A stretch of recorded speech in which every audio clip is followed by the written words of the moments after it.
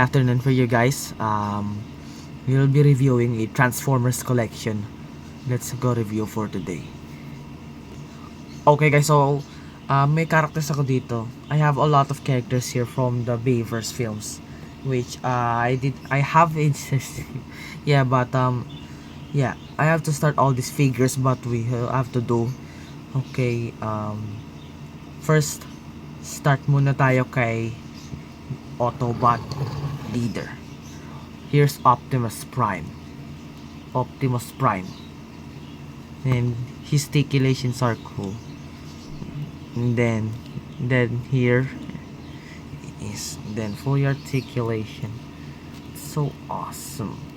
So cool. I did not never, but I'm not gonna lie, but yeah, this is the second one. Yeah, I have to start all these figures. Okay. Yung transformation yung gaganyan.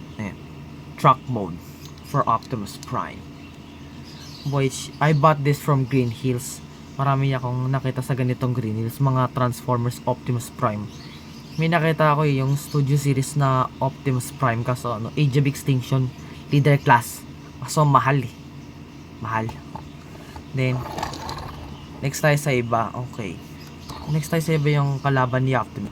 Ayun yung mining vehicle na si Bone Crusher. Yan.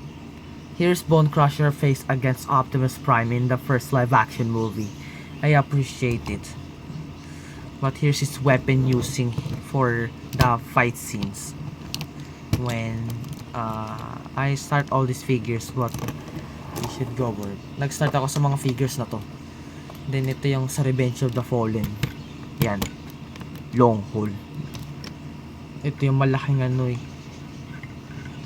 Constructicon. It's so big. We have one Autobot here and we have two Decepticons, which I can do it. Let's go move to the next figures. Let's go. Okay, next up we have Barricade. And si Barricade, which is the police car in the first live action movie, tsaka sa Dark of the Moon. And then the Last Night. Really cool. Barricade. Oh, wow. Look at the details of this guy. Wow.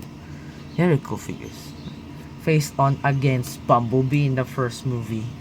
Ito yung itsura ni Bumblebee sa first movie. Which is yan. It's so awesome, guys.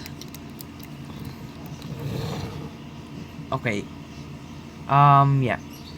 Okay, next tayo sa last natin is yung the big one. Which is yun yung si Jetfire.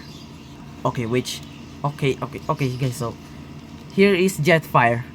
And he is massive. The articulation of him. Yung ibang parts niya nandito sa box na to. Ibang parts niya nandito sa box na to. Wait, teka, kunin ko lang yung box. Dali. Ito yung box na guys. Ayan yung parts. Kasama yung parts ni Optimus. Kasama yung yung ibang accessory niya. Okay, so here's Jetfire. Nag-combine sila kay Optimus Prime, which is in Revenge of the Fallen, released in 2009. I hope you enjoyed this video. See you. Subscribe if you love Transformers. Make sure you have to subscribe. Subscribe for other YouTube channels. Oh. Gulat ako dun.